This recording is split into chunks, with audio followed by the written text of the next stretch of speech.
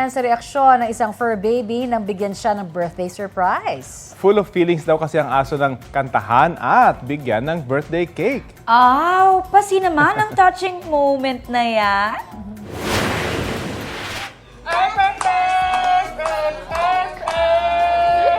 Ayan, oh. Pa-close up nga. Tila teary-eyed ang aspin na si Ash ng kantahan ng happy birthday ng kanyang fur family sa Pandacan, Maynila. Mas na-feel nga raw kasi ni Ash ang moment na yan dahil bukod sa cake at birthday song, may birthday hat and shirt din siya. Pero wait, may plot twist. Hindi raw talaga para sa kanya ang celebration na yan, kundi sa isa pang aso na hindi makuhanan ng video dahil makulit. Ang ganap na moment na ni Ash ay may mahigit 700,000 views na online. Aba Ash, ikaw ay Trending! Ang cute naman ng aso. Tapos hindi pala siya yung may birthday, acting na acting Oo siya. nga. Sabi niya, wow, moment ko na to.